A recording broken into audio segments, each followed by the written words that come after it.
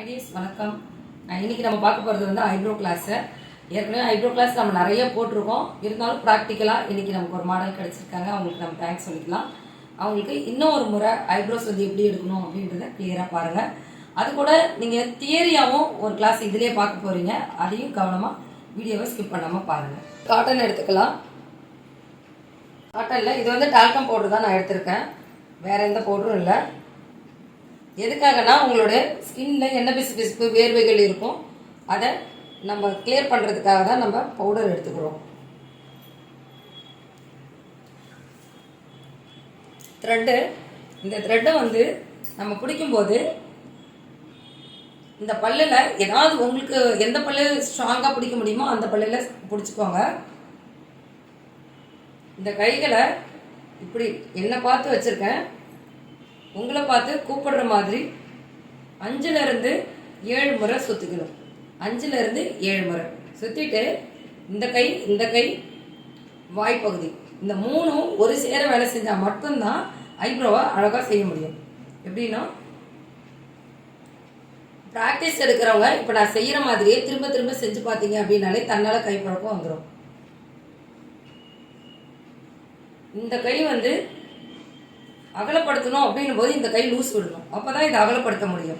ஒருவேளை இந்த கையை அகலப்படுத்த முடியாமல் இப்படி டைட்டாக பிடிச்சிருந்தா இதை அகலப்படுத்த முடியாது இல்லைங்களா?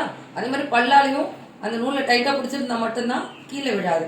அப்போ 3மே சேர்ந்து வேலை செய்யணும். இப்படி ஐப்ரோஸ் வந்து எடுக்கிறத முழுசாக ஸ்கிப் பண்ணாமல் பாருங்கள். எந்த பகுதியிலேருந்து எடுக்கணும் அப்படின்ற விஷயத்தையும் நம்ம சொல்லித்தர போகிறோம். இங்கே ஐப்ரோஸில் வந்து இந்த கைகளை நம்ம கஸ்டமர்கிட்ட சொல்லணும். இப்படி பிடிச்சிக்கோங்க அப்படின்னு சொன்னீங்கன்னா இந்த இடம் வந்து லூஸாக இருக்கும் சதை. அப்போ அவங்க இழுத்து பிடிக்கும்போது என்ன ஆகும்னா டைட் ஆகும். நம்ம வலிக்காமல் எடுக்க முடியும். அவங்களுக்கும் வலிக்காது, நமக்கும் வேலை வந்து ஈஸியாக இருக்கும். இங்கேருந்து தான் நீங்கள் ஐப்ரோஸ் எடுக்க ஆரம்பிக்கணும். மேலே எடுத்த உடனே மேலே எடுக்காதீங்க. கீழே இருந்து ஷேப் நல்லா தூக்கி வளைவு கொடுத்துட்டு அதுக்கப்புறம் எக்ஸ்ட்ரா இருக்கிற முடியை மட்டும் நீங்கள் ஐப்ரோஸில் எடுக்கணும். இது முடிச்சதுக்கப்புறம் என்ன பண்ணலாம் அப்படின்றத பார்க்கலாம். இப்போ ஐப்ரோஸை ஸ்கிப் பண்ணாமல் பாருங்கள். நாம் ஐப்ரோ பண்ணும்போது கவனிக்க வேண்டிய சில விஷயங்கள். கண்களை வந்து நல்லா டைட்டாக பிடிச்சிக்க சொல்லிட்டு தான் நம்ம ஐப்ரோ எடுக்கணும். அதே மாதிரி ஐப்ரோ எடுக்கும்போது ஆரம்ப பகுதியிலேருந்து தான் எடுக்க ஆரம்பிக்கணும். நம்ம மூக்கின் ஓரப்பகுதி இருக்கு இல்லையா, அங்கேருந்து தான் நம்ம எடுக்க ஆரம்பிக்கணும். ஏன்னா அந்த இடம் கொஞ்சம் திக்காக இருக்கும். கண்களே லூஸாக தான் இருக்கும், இருந்தாலும் அந்த இடத்துல கொஞ்சம் வலி குறைவாக இருக்கும். அதனால் முதல்ல அந்த பகுதி எடுத்துகிட்டு அதுக்கப்புறம் கொஞ்சம் கொஞ்சமாக நகர்ந்து போய் மற்ற பகுதி எல்லாம் எடுக்கணும். சரிங்களா? அதுக்கு முன்னாடி நீங்கள் கவனிக்க வேண்டியது, ஐப்ரோ எடுக்கிறதுக்கு முன்னாடி பவுடர் அப்ளை பண்ணிக்கிறோம். பவுடர் அப்ளை பண்ணிவிட்டு அவங்களுக்கு எந்த மாதிரியான ஷேப் வரும் அப்படின்றத ஒரு 5 செகண்ட்ஸ் அதை நம்ம உத்து கவனிக்கணும். ஐப்ரோ வந்து அவங்களுக்கு ஒவ்வொருத்தவங்களுக்கு நேராக இருக்கும், ஒருத்தவங்களுக்கு வளைவாக இருக்கும், ஒருத்தவங்களுக்கு ஆடு போல் வளர்ந்துருக்கும். அதுக்கு நம்ம ஷேப் கொடுக்கணும். இந்த விஷயங்கள் எல்லாத்தையுமே கவனத்தில் வச்சுட்டு அதுக்கப்புறம் அவங்களுக்கு என்ன ஷேப் வரும் அப்படின்றத டிசைட் பண்ணணும். முன்னாடியே அந்த கிளைண்ட் வந்து என்ன பண்ணுவாங்கன்னா, எனக்கு இந்த ஷேப் தான் வேணும்னு சொல்லி கேட்பாங்க. அந்த ஷேப் தான் வேணும்னு கேட்கும்போது அந்த ஷேப் வருமா வராதான்னு கவனிச்சுட்டு அவங்களுக்கு ஆன்சர் பண்ணிவிட்டு அப்புறம் தான் நம்ம ஐப்ரோஸ் எடுக்கவே ஆரம்பிக்கணும். கீழே ஃபுல்லாக முடித்ததுக்கு அப்புறம் தான் நம்ம மேலே எடுக்கணும். முடிஞ்ச அளவுக்கு கீழ்ப்பகுதியில் எடுத்து குடஞ்சி மேலே தூக்கி வளைவாக இருக்கணும். ஐப்ரோவுடைய இது வந்து பார்த்திங்கன்னா வில் போன்ற வடிவம் கொடுக்கறது தான் நம்மளுடைய வேலை. எல்லாருக்குமே அந்த மாதிரி வரலைனாலும் நம்ம ட்ரை பண்ணணும். சரிங்களா? இப்போ இவங்களுக்கு அழகான ஒரு திக்கான ஐப்ரோ வெறும் எக்ஸ்ட்ராஸ் மட்டும் எடுத்து நல்ல ஒரு ஷேப்பும் கொடுத்துருக்கோம் இல்லையா? இப்போ அந்த நேர் நோக்கி இருக்குது பாருங்கள் அந்த முடி. ஒரு சிலவங்க கட் பண்ணிவிட்டு எடுப்பாங்க. நான் வந்து எடுத்துகிட்டு தான் கட் பண்ணுவேன். ஏன்னா அந்த எடுத்துகிட்டு அந்த பிசுறு எல்லாத்தையுமே கரெக்ட் பண்ணி கட் பண்ணிவிடுவேன். இப்போ உங்களுக்கு 2வது ஐப்ரோவில் நீங்கள் கவனிக்க வேண்டியது பார்த்தீங்கன்னா, எந்த இடத்துல எடுத்திருக்காங்க. வலதுபுறம் எடுக்கும்போது முன்பக்கமும், இடதுபுறம் எடுக்கும்போது பின்பக்கமும் நின்று நம்ம ஐப்ரோ எடுக்கணும். ஏன் அப்படி எடுக்கிறோம் அப்படின்னா, முடியுடைய ஆப்போசிட் பகுதியில் நம்ம நூட்களை வச்சு இழுக்கும்போது தான் முடி வந்து ஒரே டைமில் ஒரே சிட்டிங்ஸில் வரும். அந்த லைன் கொடுக்கறதுக்கு முன்னாடி முடிகளில் எந்த முடியை எடுக்கணும்னு நினைக்கிறோமோ அந்த முடியை மட்டும்தான் நம்ம நூல் எடுக்கணும். நம்ம மூளை சொல்கிற முடியை தான் அந்த நூல் எடுக்கணும். அப்போ அந்தளவுக்கு நூலை பர்ஃபெக்டாக வச்சு அந்த ஷேப் கொடுக்கணும். கொஞ்சம் திக்காக எடுத்துட்டிங்க, இன்னும் ஒரு லைன் தின்னாக எடுங்க அப்படின்னாங்கன்னா எடுத்துடலாம். ஆனால் எடுக்கும்போதே நீங்கள் தின்னாக எடுத்துட்டிங்க அப்படின்னா திரும்பி அவங்களால பண்ண சொன்னால் கூட உங்களால் திக் பண்ண முடியாது. நம்ம எப்பயுமே கீழே எடுத்துகிட்டு தான் மேலே எடுக்கணும். மேலே எடுக்கும்போது நல்லா கவனித்து பாருங்கள், அந்த லைன் விட்டு கீழே இறங்கவே மாட்டேன் நான். ஏன் அப்படின்னா, நம்ம லைன் விட்டு கீழே இறங்கும்போது ஷேப் மாறும், அதே சமயம் மெலிசாகும். மேலே தூக்கி வளைவாக நம்ம கஷ்டப்பட்டு கொடுத்துருப்போம், அந்த வளைவும் போயிடும். அதனால் மேல் பகுதியில் எக்ஸ்ட்ரா முடி இருக்கிறது மட்டும்தான் எடுக்கணும். நெத்தி ஃபுல்லாக டச்சப் பண்ணிடணும். நெத்தியில் எடுக்கும்போது முடியை அந்த நூலை கொஞ்சம் அகலப்படுத்தி எடுங்க. அப்படி எடுக்கும்போது நெத்தி வலிக்காது. அதுக்கப்புறம் நம்ம முடி கட் பண்ணதுக்கப்புறம் டீப்பாக கவனிக்கணும். முடி கட் பண்ணதுக்கப்புறம் 2 அளவும் கரெக்டாக இருக்கா அப்படின்னு செக் பண்ணணும்.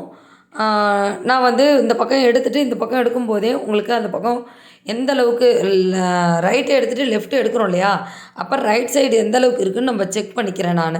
செக் பண்ணிவிட்டு இன்னும் ஒரு நூல் அளவு எக்ஸ்ட்ரா எடுத்தால் அந்த இடம் வளைவு கிடைக்கும் அப்படின்றதுனால என்ன பண்ணுறேன்னா, அந்த இடம் மட்டும் கொஞ்சம் கேர்ஃபுல்லாக பொறுமையாக அந்த பெண்டிங்கை, அதாவது இந்த பக்கம் இருக்கிற சேம் பெண்டிங்கை அந்த பக்கம் கொடுக்குறேன். நம்ம மூளை என்ன சொல்லுதோ அதை தான் நம்ம கைகள் முடியை எடுக்கணும். இதுதான். அதுக்கப்புறம் எப்பயும் போல் நீங்கள் முடியை கட் பண்ணணும். முடி கட் பண்ணுறதுக்கு முன்னாடி இந்த நடு பகுதி எடுக்கிறீங்கல்ல, அந்த மூக்கோடைய நேர் பகுதி வரைக்கும் தான் நீங்கள் முடி எடுக்கணும். அதுக்கு இந்தாண்ட சைடு எக்ஸ்ட்ரா எடுத்துட்டிங்கன்னா அந்த புருவம் அகலமாக போயிடும். இப்போ நான் என்ன பண்ணியிருக்கேன்னா, மூக்குக்கு நேராக, அதாவது மூக்குக்கு ஓரப்பகுதியிலேருந்து நேராக கொண்டு அது வரைக்கும் இருக்கிற நான் கை காமிச்சிருந்தேன் பாருங்கள், அது வரைக்கும் நான் எடுத்திருக்கேன். அதுக்கப்புறம் தான் சிசரில் கட் பண்ணுறேன். சிசரில் கட் பண்ணும்போதும் சில விஷயங்கள் கவனிக்கணும். சிசரில் கட் பண்ணும்போது ப்ரஷ் பண்ணிவிட்டு சீப்பால் சீவி அந்த சீப்புக்கு மேலே இருக்க முடியை மட்டும்தான் கட் பண்ணணும். சீப்புக்கு கீழே இருக்கிற முடியை கட் பண்ணக்கூடாது. அதுவும் பாதி வரைக்கும் தான் கட் பண்ணணும், ஃபுல் ஹேரையும் கட் பண்ணக்கூடாது. இப்போ பாருங்கள், இந்த மூக்கின் ஓரப்பகுதியில் நெத்தியோடைய பொட்டு வைக்கிற பகுதி பார்த்து முடி திரும்பி இருக்கும். அந்த திரும்பி இருக்கிற முடியை அதுக்கு நேராக சிசர் வச்சு கட் பண்ணணும். 2 பகுதியிலுமே அதே மாதிரி தான்.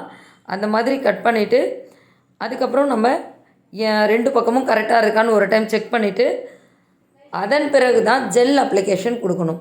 ஜெல் எதுக்காக அப்ளை பண்ணுறோம் அப்படின்னு பார்த்தீங்கன்னா, ஜெல் கூலிங் பர்பஸ், வாட்டர் பேஸும் கூட. நீங்கள் ஐஸ் க்யூப் கொடுக்கலாம், இல்லைனா ரோஸ் வாட்டர் கொடுக்கலாம், இல்லைன்னா ஜெல் கொடுக்கலாம். நான் மின்ட் ஜெல் எடுத்திருக்கேன். மின்ட்டுனாலே கூலிங்காக இருக்கும். நம்ம அவங்களுக்கு ஏற்கனவே ஐப்ரோ எடுத்து ரொம்ப எரிச்சல் இருக்கும் இல்லையா, அதெல்லாம் இல்லாமல் தடுக்கிறதுக்கு இந்த மின்ட் ஜெல் யூஸ்ஃபுல்லாக இருக்கும். இப்போ ரொம்ப அந்த நெத்தி ஃபுல்லாக பொறி பொறியாக ஆகிடுது அப்படின்றவங்களுக்கு மட்டும் நீங்கள் மைல்டாக ஒரு மசாஜ் கொடுத்துக்கோங்க. எல்லாருக்கும் கொடுக்கணுன்ற அவசியம் கிடையாது. எல்லாருக்கும் கொடுத்தா நல்லது தான். ஒருவேளை எல்லாருக்கும் கொடுக்காம நீங்கள் அந்த அலர்ஜி ஆகுது பார்த்திங்களா, அவங்களுக்கு மட்டும் கொடுங்க. அந்த கொடுக்கும்போது 2 விரல்களை எடுத்து இந்த 2 விரல்களையும் புருவத்துக்கு கீழே ஒன்றும் புருவத்துக்கு மேலே ஒன்றும் இருக்கிற மாதிரி வச்சு அழுத்தம் கொடுங்க, பிஞ்சிங் கொடுங்க, அப்புறம் ப்ரெஷர் கொடுங்க. இது 3 கொடுத்துட்டிங்கன்னா அவங்களுக்கு ரிலாக்ஸ் ஆகிடும். நெத்தி ஃபுல்லாக ஜெல்லு இருக்கான்னு செக் பண்ணிக்கோங்க. ஏன்னா அவங்க ஐப்ரோ எடுத்த உடனே அப்படியே விட்டுறதுனால தான் ஒரு மாதிரி பொறி பொறியாக அலர்ஜி ஆகுது. இந்த ஜெல் அப்ளை பண்ணி துடைக்காமல் ஒரு 2 நிமிஷம் விட்டுட்டிங்க அப்படின்னா உங்களுக்கு அந்த மாதிரி அலர்ஜி ஆகாமல் நம்ம தடுக்க முடியும். உங்களுக்கு வலி இல்லாமலும் இருக்கும், கூலிங்காகவும் இருக்கும். சரிங்க, இதுதான் ஐப்ரோ த்ரெட்டு. இந்த ஐப்ரோ முடித்ததுக்கப்புறம் அந்த ஷேப் எப்படி இருக்குது அப்படின்றத கவனித்து பாருங்கள். 2 பக்கமும் ஒரே மாதிரி இருக்கும் ஷேப்பு. இந்த ஐப்ரோ கிளாஸில் உங்களுக்கு ஏதாவது டவுட்ஸ் இருக்குது அப்படின்னா நீங்கள் கமெண்ட் பாக்ஸில் கமெண்ட் பண்ணுங்கள் டியர்.